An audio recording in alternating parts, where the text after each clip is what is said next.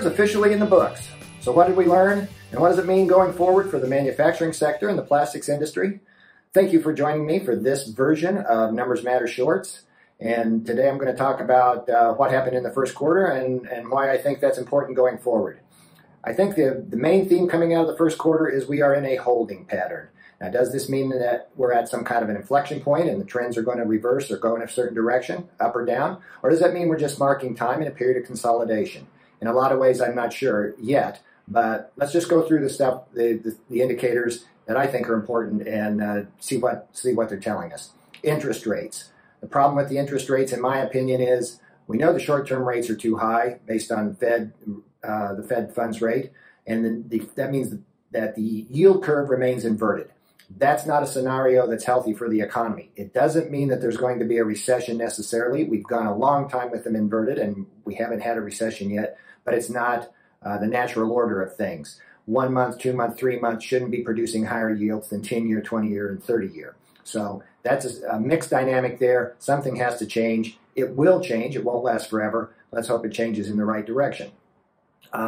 Commodities prices trending higher in the first quarter, particularly precious metals, gold, silver, copper, and crude oil and gasoline. Those are tend to be representative of higher inflation times, times when that's pushing upward on prices for things like, well, really for all things when gasoline prices go up. But what's interesting this time is that the value of the dollar is also trending higher in the first quarter. Commodities prices and the value of the dollar tend to be inversely correlated. It means when one goes up, the other goes down. This time they're positively correlated. In the first quarter, they both went up. That happens from time to time. It's unusual. It's not natural. Again, it won't last forever. It will resolve itself. And the risk is, does it resolve itself in a way that's positive or in a way that's negative? The labor market, the employment data, still very strong, still very robust. We like that. We want people to have jobs. That's what makes the economy strong. The problem is that gives people money to spend, they're spending it, and that's keeping prices higher. That's pushing inflation up and making it difficult for the Fed to justify a rate cut. The rate of inflation did increase modestly in the first quarter, a little bit higher than the trend for the previous 2 or 3 quarters. It's now expanding at a rate of 3 or 4% a year, not the 2% the Fed wants. And if you look at the chart that I have here, it's the money supply, the M2. I've drawn on it. The dotted line represents kind of my best fit for normal M2 growth prior to the shutdown, and then the government infusing a lot of cash into the system, and that hasn't worked its way through yet. That's what's keeping prices up. That's inflation. When the money supply inflates, that's the very definition of inflation, and it has not worked its way through the system yet. And so that's why things are a little bit higher, and the Fed is not cutting interest rates. And you say, well, what's the problem with that? The economy's going great and the labor market's good. There are some industries that are interest rate sensitive, like plastics, and that's not good for plastics. The housing sector and residential construction tends to be interest rate sensitive, but that's showing some signs of life. Can it be sustained with the mortgage rates at their current level?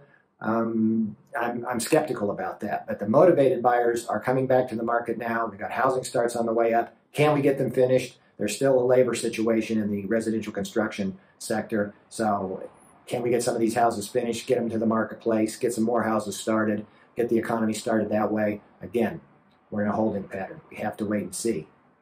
The plastics industry does look like it's putting in a cyclical bottom right here. And with any luck, the first quarter of this year, the data for the plastics industry is going to come in positive when compared to the first quarter of last year. That's not a guarantee. There's still a very strong chance that it won't, but I'm certain that it won't be the downward growth, negative growth, has decelerated and should come in very close to flat. So that's an improvement when last year the quarters were coming in -4, -5% a quarter. So what does all of that mean? Tie it all together. Inflation's not dead yet. Monetary policy remains restrictive for the foreseeable future, but the economy continues to adjust, adapt, and work out some of these issues, some of these dynamics. We see that the stock market's at all-time highs. The stock market's not the economy, but it is a forward-looking type of an indicator, and based on that, I don't see any reason to think that the economy is headed for any negative shocks. we are not going to get a V-shaped recovery. We are putting in a foundation now, and it looks like it's going to take the rest of the year to get that foundation laid. The Fed, their projections have inflation, the rate of inflation at year end, at this year's end, still higher than their target range. So they don't think inflation is going to come down to the 2% level that they're really want it to be at until next year. And they're not really lowering their interest rates too fast either. So by the end of this year, interest rates are still projected to be in the restrictive range.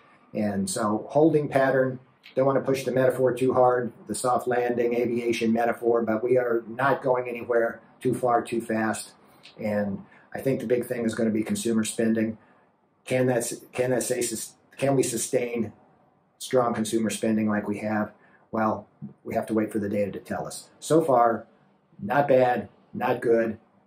Wait and see what happens. Thank you for joining me, and I'll be back in a couple of weeks with some more data, and we'll have some more clarity on the trends. Thank you.